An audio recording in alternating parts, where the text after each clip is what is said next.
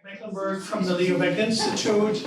And for people who are not familiar with the place, we are here at the Center for Jewish History. Leo Baeck Institute is part of it, and we are a conglomerate of 5 major organizations, and mainly here to provide you with research opportunities and materials in our reading room and also online, and so you're always welcome to go and make use of this, and as has done our speaker. And so the evening, I just want to introduce our speakers, and then I'm handing it over to the author of the book, and then we have a Q&A between us. And then we will also have time to answer questions and hear your comments. So I welcome Stefanie Fischer, who is the author of the book. She is a senior lecturer at the Center for Anti-Semitism Research at the Technical University of Berlin. And her research interests include Jewish history, history of trust and economics, and Holocaust history. And she earned her PhD in 2012 at the Center for Jewish History for Anti-Semitism Research at the Technical University of Berlin. And she is the co-author of various other publications, and her book about Jewish cattle trades was her dissertation, correct? And came out in German and now has come out in English. We also have the translator here, and we have copies of the book for sale, and then Stefanie can also sign them later. We also have Tani Berman from one of the families here, and who was born in Hollywood, Florida, and has spent his summers and vacations at his father's dairy farm. And he graduated from high school in Miami Beach, and then was studying at Columbia University, and he attended Cornell Medical College, and is living in New York, and will be also then available for further details of the story, comments. So I'm handing over to Stefanie, and we go from here. Thank you.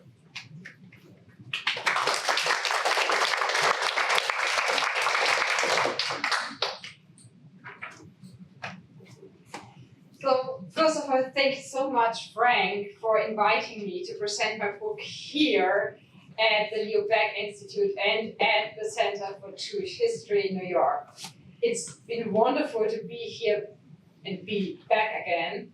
Thank you for the very warm introduction and everyone who was involved in organizing this event. To be here is so meaningful to me because this place played a very crucial role in researching, writing, and then translating the book.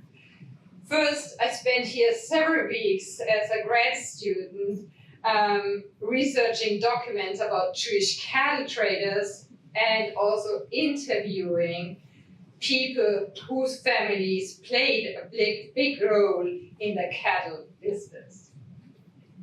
I'm very grateful and honored that one member of the family I researched for my book is here with us today, Tani Berman. He's the great-grandson of Bernhard Berman from Ellingen. Thank you for joining us, Tani. The Leo Baeck Institute has also played a crucial role in bringing this book to life in English. And I would like to take this opportunity to thank the Leo Baeck Institute for awarding me the Gerald Westheimer Fellowship, which gave me the opportunity to bring this book out in English. My special thanks go to Jeremiah Riemer, who is with us here today. Jeremiah translated the book from German into English. Thank you, Jeremiah, for making the English version of this book read even better than the German version. So,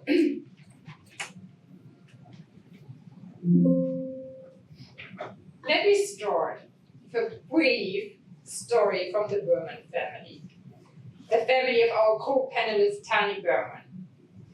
Tani's great-great-great-grandfather, Bernhard Berman, was a shareholder of the firm Berman and Oppenheimer, wholesale cattle, hops, and real estate in Ellingen, Bavaria, not far from where I grew up. The firm had a very good reputation and was well connected across northern Bavaria. They had businesses at 4 different locations in Ellingen, Mark-Berolzheim, Eichstätt, and even in Breslau. The firm regularly sent loads of cattle to urban markets in Augsburg, Nuremberg, and Frankfurt. After so to give you a picture of how the firm looked like in central Franconia and Ellingen. So after 1933, the local Nazi leader Michael Gerstner started severely agitating against the firm, aiming to push them out of the economy. However, this came to a temporary halt when farmers who had long-standing business relations with the Jewish firm relied in its support and in personally signed statements told the Nazi mayor that, I quote, "We still want to continue concluding deals with the Berman firm."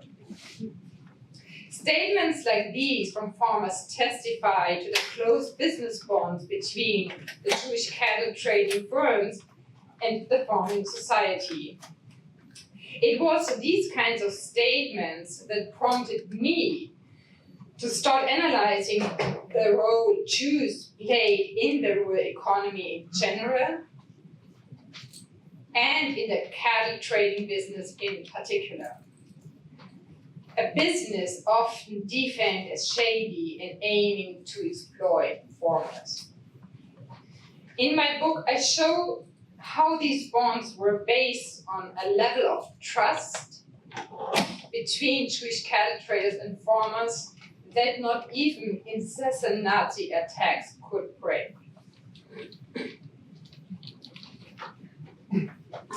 So before we open up the panel discussion, let me say a few words about the history of German Jews in the cattle business.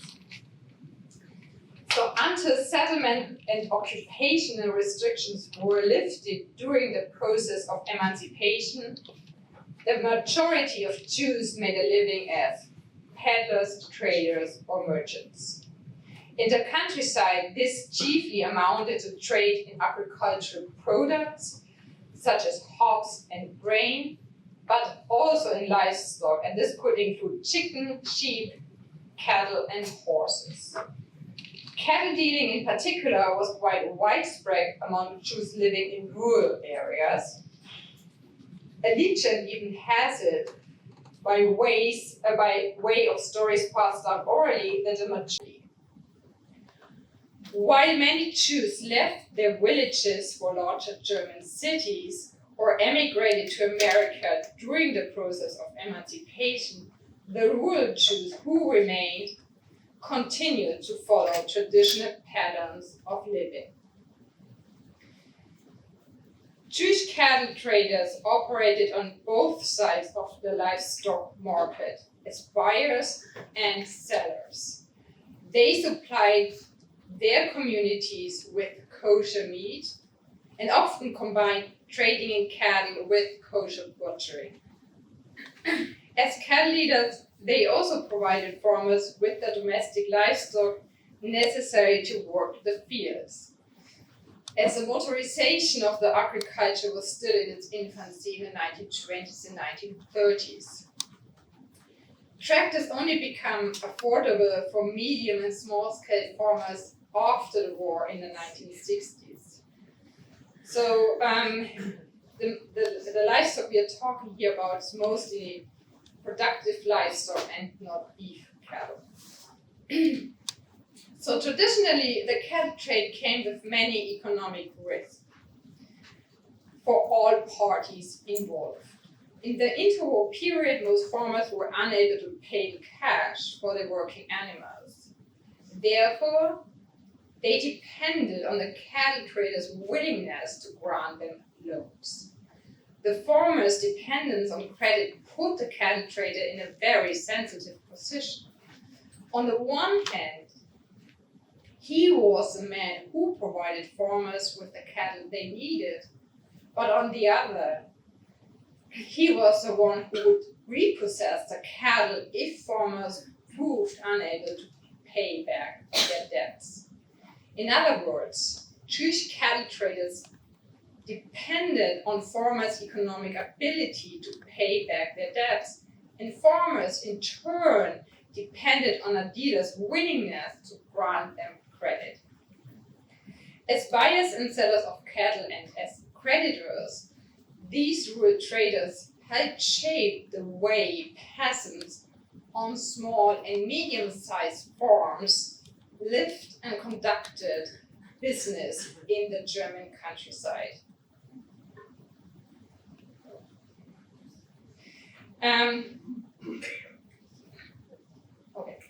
So the cattle trade was a risky business governed by rituals that followed specific long-established rules. These were sealed with a handshake, not with a paper contract. The lack of written documentation created a very precarious situation that was even more insecure because of uncertainty surrounding the livestock. There was no reliable data on the cow or on the cattle available about each individual. There was no reliable objective information available about each individual cow. The buyer had to trust the word of the salesman. Each partner had to trust the other to keep his promise. So the cattle trade, as I argue, is based on mutual trust. We can best understand how this was produced by listening to an orally transmitted story from the village of Oberhochstadt. There, in 1927, Tani's great-grandfather, Father Bernhard Berman, offered the bachelor Andreas Auenhammer, he was the son of a farmer, a piece of land.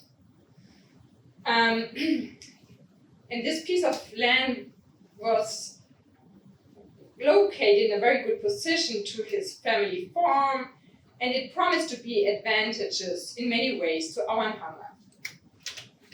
In order to present an offer like this, Berman must have been very familiar with the local property conditions.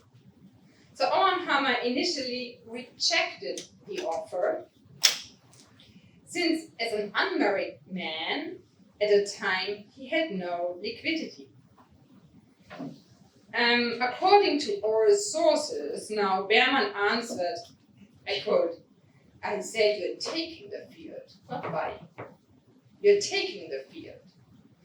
Although we have no proof if he said the sentence exactly in this way, what matters, though, is that Berman's trust in the unmarried farmer was sufficient enough to have finalized this business transaction. So trust is generally created when the giver of trust acts without self-interest. And when the recipient of trust recognizes that a trust giver is not interested in enriching himself, but rather emphasizes an advantage to the other, in this case, the unmarried farmer's son. Through the trust he gave in advance, Berman communicated that he was not just concerned with his own self-interest to make, so to speak, profit, but that as he also cared about the unmarried farmers' welfare, This pleased the farmer and thereby created a certain emotional commitment between the two parties. And in the end, both sides profited. So when we look into sociology, it tells us that receiving trust, as Owen Hammer received the trust from Berman, is usually perceived as positive. By contrast, having to give trust can be experienced as burdensome, since it harbors a risk. So as this example shows, it is important to understand how trust was produced between cattle traders and farmers, and this kind of economic trust was stronger than trust in institutions like rural cooperatives or local banks. When the Nazis implemented their racist economic policy, aiming to push Jews out of the cattle trade, commercial relations with farmers persisted, at least for a while. Thus, I conclude, this kind of economic trust can prove to be lasting even when underlying conditions have radically changed. That the relations of trust between Jewish cattle traders and non-Jewish farmers persisted, even under the influence of anti-Semitic violence, shows the great importance of Jewish cattle traders for German agrarian society in the early 20th century.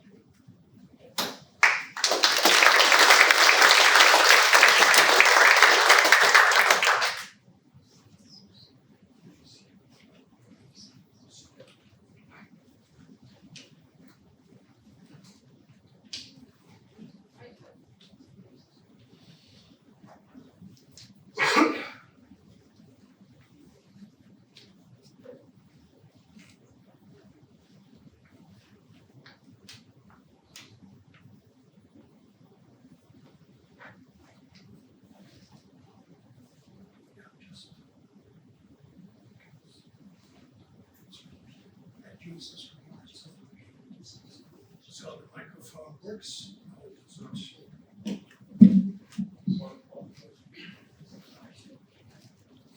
So this works.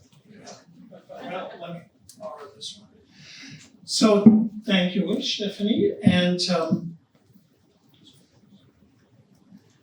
so we have a few questions here to see where this is all going, and maybe if you could first say something about sort of the demographics. I mean, you have this rural economy, but in the 20th century, more and more Jews moved to the larger places, cities.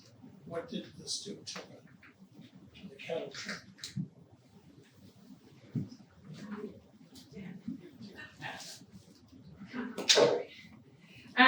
So thank you for the question. So in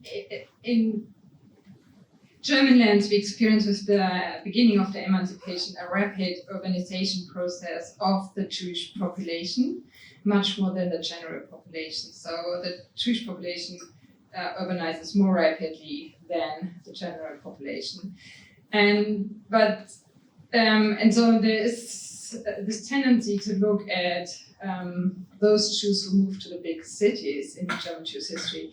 So it's interesting when we look at families like the Bermans, but also like at other families in my book, that this urbanization also takes place in these Jewish, in the cattle trading families, but there you find more, and go show you slide.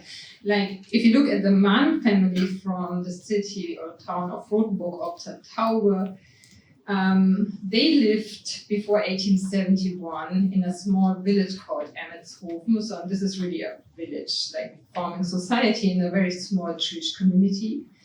And then they moved from there to the city of Rotenburg ob der Taube, what is here by Google Maps, you can see some 18 kilometers away. So they do urbanize in a way, but in a slower motion than, let's say, going to Frankfurt or to Munich. So we have this development that they move to bigger places also which are connected to the railway network, what is really crucial also for the business of the cattle trade. And so these two young men, Joseph and Theodor Mann, take over their father's cattle trading business and move to Rodenburg ob der Tauber in 1899. They get married, and then their family comes after them a couple of years later. I would also like to say a few words to the Berman family. There we find similar movement. So they come from the small village of Mark Berolzheim. And then the young David Berman, he moves to Ellingen, which is connected to a different train line from Munich to Berlin in 1901. And there I found it interesting what triggers this move. Is it like economic reasons, religious reasons, or how can we find answers to this? And so it's interesting that they don't go to this bigger place called Weißenburg here. It has a point isn't working. So this has a high school gymnasium, but no Jewish community. So it seems to be important to go to a place with a Jewish community, which has Ellingen. And so we find a process of urbanization among cattle traders, but in a different pace than in other occupation groups.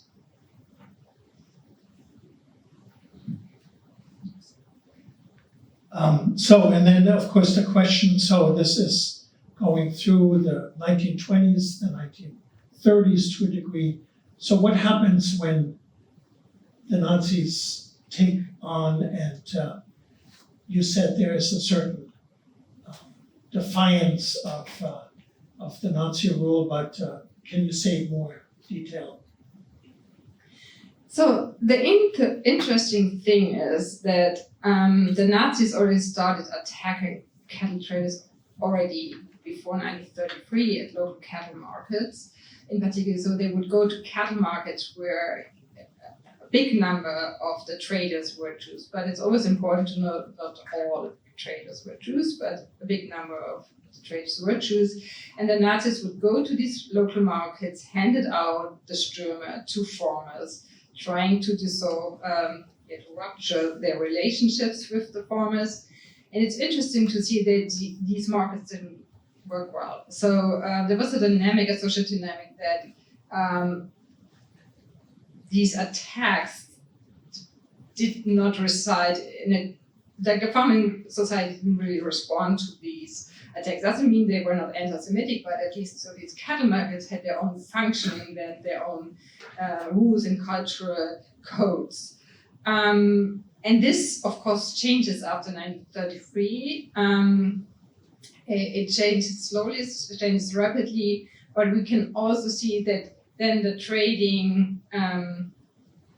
trade shifts from the public sphere to, let's say, from the markets to the farm. So if the markets, the national laws to prohibit Jews from entering markets only is passed 1938. And before that we see like this very radical towns already, like Nuremberg, for example, is the place of Julius Streicher, was very radical anti-Semitic. So they already introduced a law in April 1933 prohibiting Jews from entering the market. But then other towns in different regions were still allowing Jews to enter. So when Jews were not allowed to enter the markets anymore, then they would go to the farms and the markets would decline. And nobody would, not nobody, but we see that at least there are movements about how to adjust to this new situation.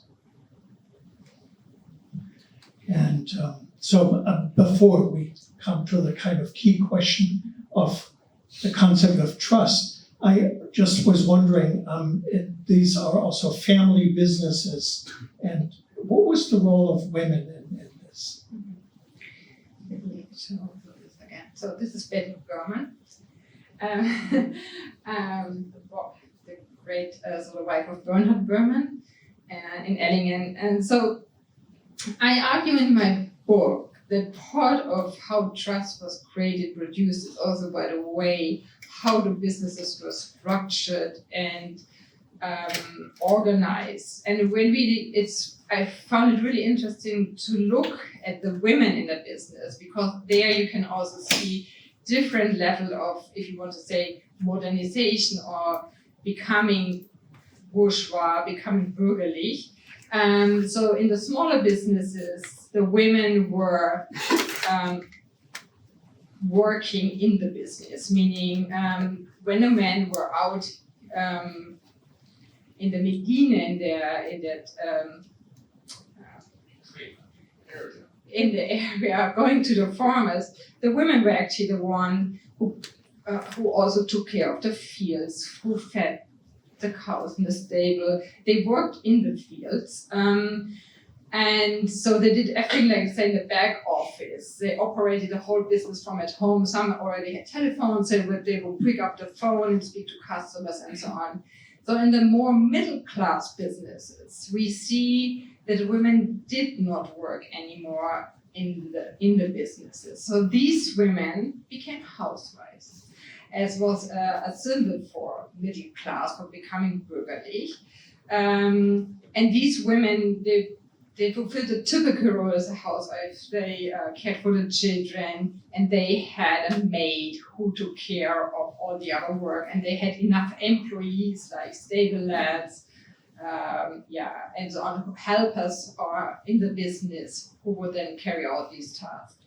And then, of course, we also have very big wholesale businesses, and these operated more or less like companies. So they really had a high number of employees. And the last group I would like to add, we have independent female cattle traders. This is widely forgotten, but often when the man passed away, the women carried on with the business. So I have at least 2 or 3 women in my records which carried on the business after the husband died. Yeah, and so the sort of central question of trust, and that this was handshake business, but in legal terms, mutual agreement is a contract as well, and as a kind of basic currency, so this is something that has been working for a long time until the 1930s. So can you say something more about, also the origins of this, the relationships between Christians and Jews, at least in this area, must have been, different. Yeah, so the business culture, it goes back to pre-modern times. And it has its own culture and its own cultural codes. And from this, let me start differently. So I was surprised to see this continuation of trade relationships and how farmers stood up or spoke up for the Jewish cattle traders. So this kind of really struck me when I read these statements in the files, in the archives. And so then you read about their relationships in their compensation, reconciliation files, but also even before. They often mention that they trusted each other. And so, of course, like when you look into economic history, trust is crucial for any business transaction. So you cannot do any business without having trust. But then I was wondering, how can you trust the other if you don't know if the cow you're buying produces enough milk? And they could even manipulate the horns of the cow to make it appear younger, because the cow, and Tani can correct me here. So, so with every pregnancy and giving birth to a calf, right? The cow has a ring on the horn, and there was a way about manipulating the horns, taking off these rings. Today this is impossible because cows now have a little sticker. They burn them off, okay. Also at the time, so it means like when you bought the cow, you didn't really know how old is the cow. Am I buying a young or old cow? How much milk does the cow produce? Is it a sick cow? I mean, if it's sick, of course you can see that. So, but it means like you really had to trust the seller that you're buying a good and a productive cow, right?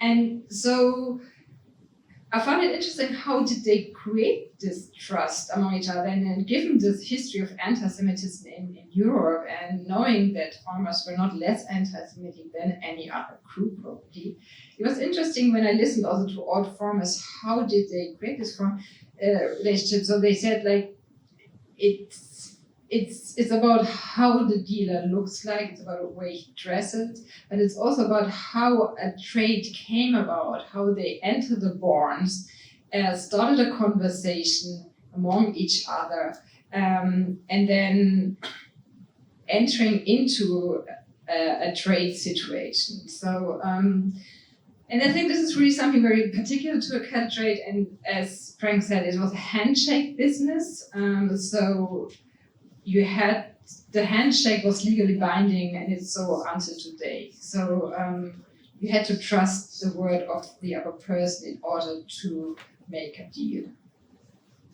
Well, I think this is a good moment to hand my microphone over to Tani, and that the two of you can have a conversation.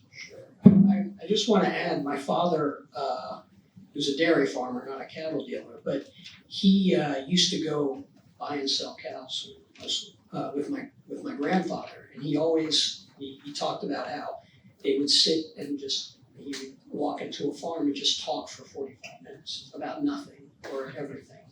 And as a child, my father would grow very impatient, and reading your book, that practice was apparently not his alone. It was something that they all did. They just used to talk and just sort of, I guess, make a connection before doing business. So it always took a while to get to the actual business part. Yeah, thank you very much for sharing this. And so the interesting part also what I learned from, so I met the Berman family while I was working on the book, and so it was really interesting for me to learn that even like Theo Berman, he leaves Germany in 1936, and he comes through Cuba to the United States. And you can tell this better than I do, but so the way the business was conducted here in the United States in the 1950s and then later on is very similar to the way the business was done back in Germany. So I found it really interesting that the business practices were, so to speak, transplanted from Europe to the United States, but you can... Yeah, I mean, as a child, so my father used to buy cattle from up north, and Florida is not a very hospitable place for cattle, as you can imagine, and they didn't last as long, the fertility rates weren't as high, so there was always a need to import them. That was my grandfather's business. I remember my father used to get a load of cows. This would be sight unseen, right? They would get off the truck and you've never seen them before. So you're buying, $70,000, $80,000 worth of a product without having ever looked at it. And the agent, the dealer, was you had to trust them because otherwise they could sell you just about anything. And so these are usually, you did business with somebody that you've known for a very long time. You wouldn't buy a load of cattle from a stranger.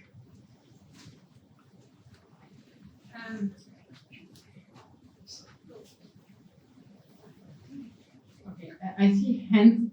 Can we open up the floor now, or should we? Well, if I may just, and particularly to you, since your family is now in the other branch of Because I'm the closest thing to a cattle dealer. the cow business. So is there a strict division between and? So it's a good question. It's an interesting question. My grandfather made the transition himself, and probably not for business reasons. I think he decided at some point, probably because of all the propaganda that we're talking about, how, from even in the 20s, before the Nazis came to power, the idea that, the Jewish cattle dealers were exploitive, that they were, they were not producing anything. They were just basically exploiting the Christian, And the Nazi term was unproductive labor. unproductive labor. So I think my grandfather, even though he went to a place that was not averse to capitalism, right? The United States doesn't have the same stigma against buying and selling things. And I don't think, he established himself and had been buying and selling cows for 20 years. But I think he made a conscious decision, again, this is all secondhand from my father, to become a dairy farmer. And he abandoned the cattle trade part. And so he just continued the dairy farming part, always with a partner, always with somebody who oversaw the day-to-day operations. But yeah, and that's the part of the business that my father took over. So I think that the period that Stefanie writes about, it very much influenced how he would carry on his business. And from your sort of family lore, do you have a sense of how the sort of buyer-seller relationship here in the United States was different from what you learned about what it was like in Germany? Yeah, I mean, so one of the things about this book that I found very, I really obviously enjoyed it, and I found it moving. Maybe the only person read a book about cattle dealing. But one of the things. So my grandfather died when I was too young. My father, I called him right before this, and he said he never really had a conversation about Germany with his father. They just never talked about it. But when I was a child at Richobi, which is where the dairy farm is, many people who knew my grandfather would come up to me unsolicited and say he was a very trustworthy man. He was a great business partner. I always knew what he said was his word was meaningful, and obviously, again, this book, it's the only way I think you could do business, but. So I think, and he had a lot of, and he was very proud of that. I think my father was very proud of that reputation also. And which is a very precarious relationship, because if the trust is broken from one side or the other, there's no forgiveness really. Yeah, I don't know how honestly, it would be an interesting question, how they resolve their differences, right? If a bunch of cattle that were sight unseen were sent down to Florida, get off the truck, and they're not what was expected, I don't know how they resolved those differences, but they were resolved, because my grandfather did. These were all the same farmers. This was not like in Germany where, there might have been thousands of very small farms. The farms in South Florida were mostly, 1,000 cows, 1,500 cows. So these were people who were buying, 100 cows at a time, and it was the same people over and over. You couldn't burn your bridges and then go elsewhere. You really did have to do business with the same people year after year, and he managed to do that. So maybe that's a good moment to open up to the audience. Let me. Thank you. My name is Schuster, the last name Schuster, Deutsche Name, and my mother's side of the family, their name was Sender. Both sides of my family come from the fee handler occupation. But I read the book with great interest in 3 days, and I found a lot of things I could relate to. On the other hand, I found things that I couldn't relate to, and it's largely because my family, the Schusters, came from the Hunsrück region, which is west of the Rhine, and my mother's family came from the Pfalz, which is just south of the Hunsrück, whether you know the area or not. And cattle dealers were prominent there. I can go back 5 generations to the 1790s on the Schuster side of the family, when the Jews were required by edict to take on a surname. Prior to that, for those who don't know this, they were just using their Hebrew name, like mine being Moshe ben Joseph, would have been Joseph's Moshe. They even dropped the ben. But anyway, getting back to some of the similarities and the non-similarities, my grandparents on my mother's side were able to stay in the business until 1942 or 43 in the small town of Konkan, which is near Kusel. Kusel being on the sea. They were ultimately, they sent their children, my mother and uncles, to the States at different times in the 30s, but they stayed on. And they were taken to France because they were close to the French border. They were then in a camp separated. And ultimately, we never knew the details. But my grandfather died of what they call exposure pneumonia. My grandmother was able to escape or get away, got to, with the help of the Red Cross, I think, got to on the last ship that left France to the United States. She came over here, and I was 6 months old. And she had never met my father. My parents met here in the States. Anyway, I heard all kinds of stories through my youth of the cattle business. And one of the things that I found different from the book was it seemed to me that in the region that they lived in, they were mostly smaller cattle keepers, Jews and cattle business. The relationship to the train wasn't that significant, unless it came later, but there was more dealing from neighborhood to neighborhood in the team. Yeah, thank you so much. I think there's many things I could say about, but I think what you share about the size of the business is very important. So I emphasize that what was the very important businesses were the medium-sized businesses for the farming society, but there were always also these very small businesses, also often called schmuser business, from Schmort, from the Hebrew word Schmort, and these small schmoozing businesses, they had not a, they didn't make a big money with it, and they had a big meaning for the small society, but I often found that they were, by bureaucratic terms, like when let's say, the state defined what is a trustworthy business, who's a reeller Kaufmann, they didn't qualify.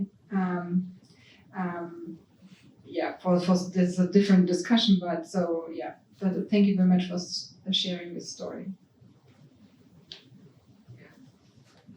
That's a great talk. For the author, at what point did you reach out in your research to the Berman family? And Tani, what did you learn about your family in this book? I answered first. Okay, thanks very much. So when I researched the book, I collected all the names from cattle trading families. I looked them up in the internet. Is somebody still alive? Can I speak to them? Can I interview them? And I interviewed a number of families here in 2008. And by surprise, I had all the records of the Berman family, but I didn't know that there's anybody alive until 1 year later. So we met later, but I learned so much from everyone from the family. So this was a very great relationship. Mostly my father, he would know the most. I think the thing I learned the most was, number one, these people were, they were integral to the society. I think despite the Nazi propaganda that these people were, I would not call them beloved, that would not be the right word, but they were certainly,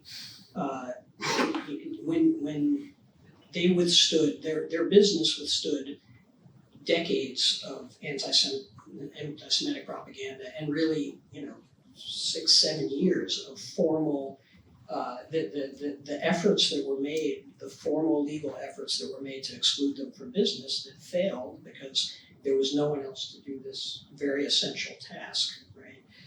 I think something Stefanie mentioned and something that I did not know, I had never seen agriculture without tractors, right? But your ability to plant your field and harvest anything was dependent on having a functioning work animal.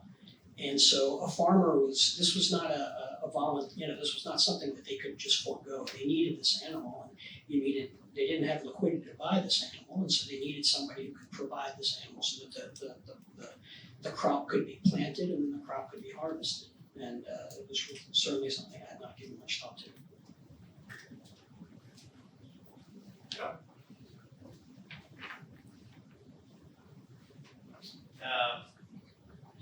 So were, bankers, Jewish bankers in the old country, and now there are plenty of Jewish bankers here and Jewish lawyers there, and now plenty of Jewish lawyers here. How many of the people that were kind of cattle dealers there, it seems like, how many families like the Bermans were cattle dealers or worked in agriculture there that came over and were in agriculture years? I'm not a historian or even a competent person. And the question was addressed now. Thank you for the question. So a famous example are the Lehman Brothers. Like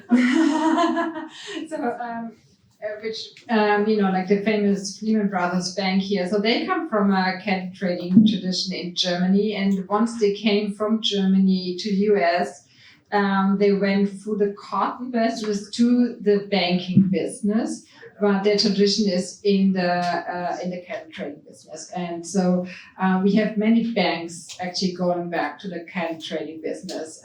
In urban areas, then it's often developed, the credit business developed into a formal bank system. But so in the rural areas, this only actually started in Germany after 1938. And if I may add, so in the 19th century, these rural cooperatives are introduced, and they are there to fight the Jewish trade, the kleinen Händler, and of course they mean the Jewish traders, but they're not successful. So the farmers keep doing their banking business with the Jewish cattle traders, and it only like that they really become bigger is after 1938.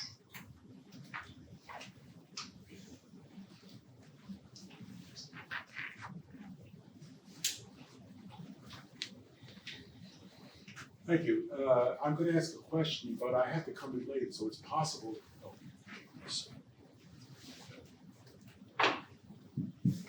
Thank you.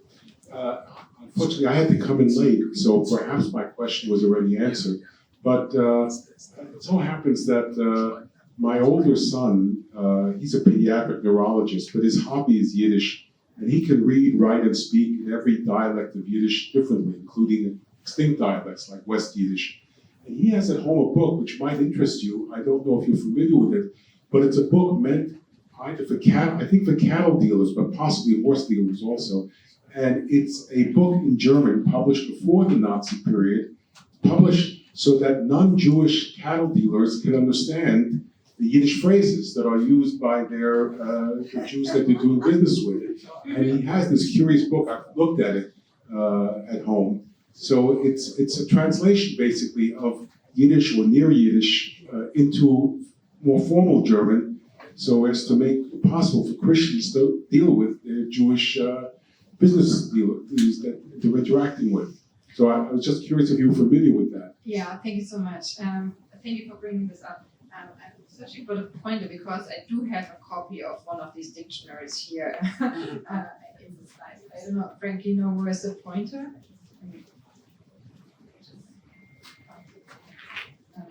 So anyhow, so there was something called cattle dealer language, Viehhändlersprache, and it consisted of Yiddish elements, Western Yiddish elements, and so it wasn't a full language. So the language had the numbers, of course, for making the prices, but also like specific terms you needed in the trade. And this cattle dealing language was used, and I think this is very important to say, by Jews and non-Jews alike. And the farmers knew this language very well, and some of them do know this language until today, and it's still used at some of the cattle markets. So it wasn't as like anti-Semitic propaganda try to say a secret language or trying to betray the farmers. The farmers knew this language very well, and when I interviewed all farmers, they could tell me many Yiddish terms. I was surprised to hear that. So thank you very much. And if you find a pointer, I would like to show you one of these dictionaries. I don't know where it's gone. Well, in the meantime, I can say that Leo Baeck Institute has a book from the 18th century about horse trading, and there are whole dialogues that are doing this. And it's good that you're saying this is not about revealing any secrecies, but it's just sort of It's a culture. manual. It was a culture of cattle trading, and in this culture of cattle trading, these Yiddish terms became used and known by everybody in the trade.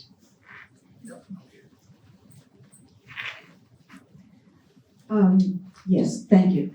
I find this very interesting. Thank you very much.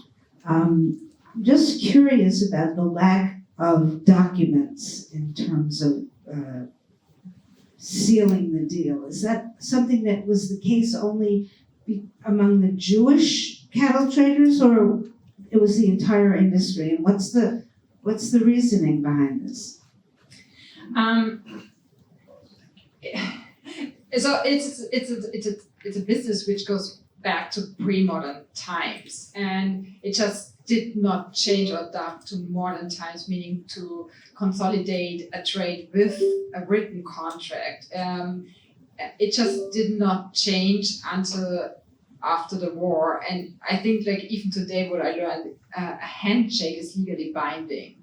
So if you see the deal with a handshake, and maybe some also here in US, it is legally binding.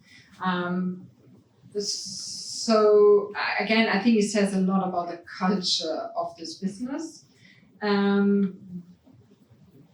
But I think it also says a lot about the relation, how deeply Jewish businessmen were, or how deeply they were embedded into this farming society.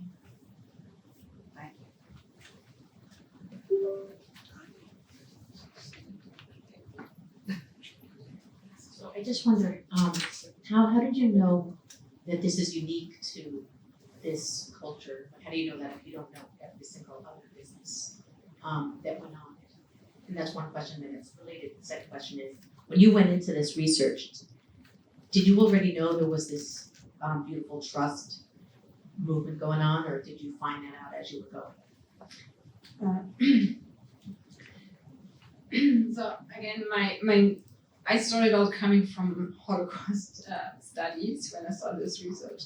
So, and I think like if I had started maybe coming from Jewish history, I might have started differently. But so my primary interest was in the beginning was really like, how does it come that these farmers don't want to give up these trading relationships? It was surprised my image of, maybe I had prejudices towards farmers, and I apologize for this, but I did not anticipate them being less anti-Semitic than any other group.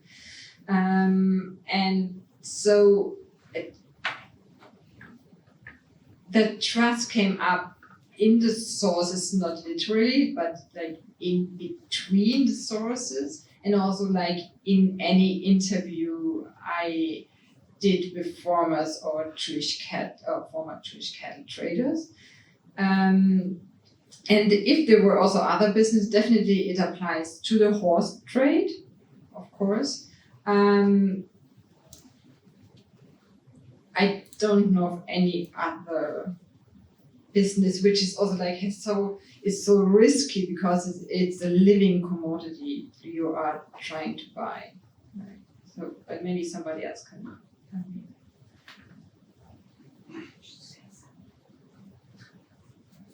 What percent of the cattle traders were Jewish?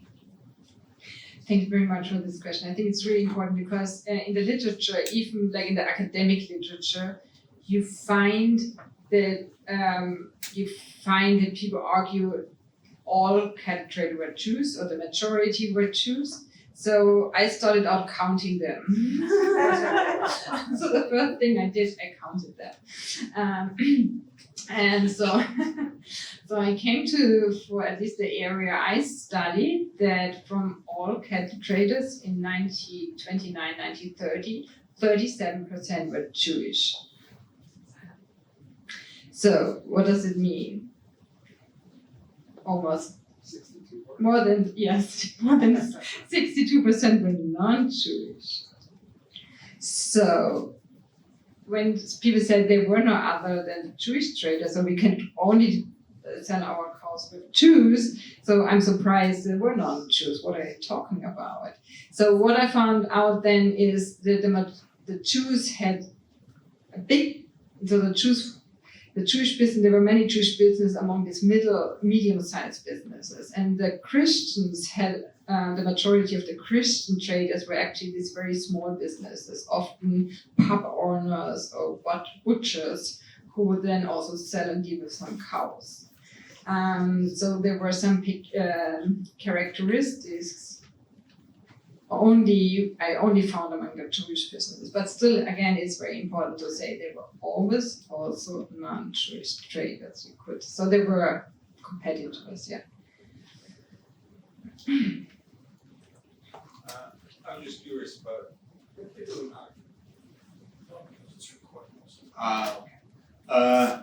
I'm just curious about whether there is any data on prices of dairy products or meat after the Jews got expelled. And the reason I'm asking, I'm not an expert in that at all, but this whole conversation brought to mind a story I read by a Russian writer. He was very, very famous in his time, in the name of Korolenko.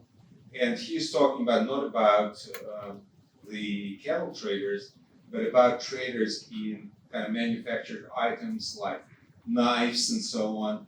And there was a specific area he's talking about in Russia, in Tsarist Russia, in about 1880s, where once the Jews were not allowed to do this function of middlemen, the exploitation went up, way up, and when the prices that were paid to manufacturers, to people who actually did that, went way down, and he, in his book, is very interesting. He's reporting this conversation where he goes to, as a reporter, to the trip, and he has a beard, and the people sitting next to him in the wagon think that he is a Jew, and they discuss among themselves, whether the regime, the Tsar, allowed the Jews back and how great it would be. And it's just very, very interesting, how it reflected the prices, because apparently, less competition, the harsher the conditions. So I don't have a precise answer to the prices, I can't tell, but when the Nazis prohibit Jews from dealing with cattle, they not only bring in the non-Jewish traders, but what the Nazis really promote are these husbandries, the rural cooperatives. They try to make this, to introduce these rural cooperatives movement and claiming this is then more, it's a fair business, and they introduce like fixed prices per cow. But I also have an answer from an interview with a farmer, and I just try to find the right words in English, because he said this in the local dialect, because I asked him, so what happened when the Jewish traders were gone? What happened with the trade then? And he would say, I try not to bring this into right words, I'm looking at Jeremiah, he translated the sentence. So he said something like, so the not circumcised Jews, he said, they were even worse. Something like so. He called them die ungeschnittenen Juden. Saying something like they continued the trade, but they were like the non-circumcised, and they were worse, or they were not worse. He said in different. He used different words, but they were not appreciated. These were non-Jews. Hmm? Oh, he was referring to non-Jews. To non-Jews. Over the practice of Yeah. Okay. Yeah. So my comment, I wonder, on, Yeah, it's a touchy. okay. My grandfather was a viehhandler, a Metzger, a butcher, and his business partner was Christian. So I wonder how common it was for the Jews to have business partners to help them in the community, and it was due to his business partner that my family was able to escape Nazi Germany in 1936. Thanks.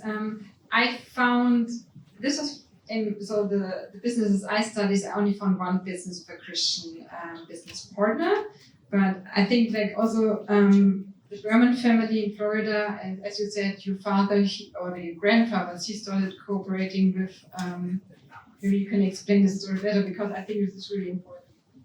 Yeah, I mean, I can speak to South Florida. My grandfather always had a partner who was not Jewish. My father was still the same family. It's been 60 years they've been in business together. So, but I can't say to Germany. But in the United States, my family's situation, my grandfather always had partners that were Gentiles.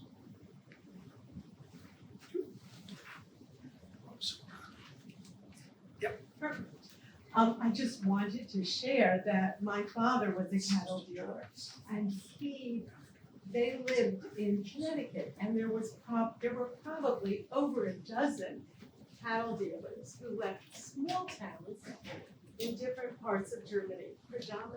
He was from an area that was near France, and they came to the United States, and they recreated this culture that you're describing, because most of their customers are not Jews. And these were small farms, because I think that Connecticut, where they worked, was similar in many respects to where they came from in Germany. Thanks so much. And we have a similar story in upstate New York. There in the 1950s, we have Rhonda Levine wrote a great book about it. She studied that. She said that in the 1950s, 90% of all dairy farmers were German Jews who were formerly cattle traders. So they also transplanted their business techniques to upstate New York. I didn't know about Connecticut, but thank you for sharing this story.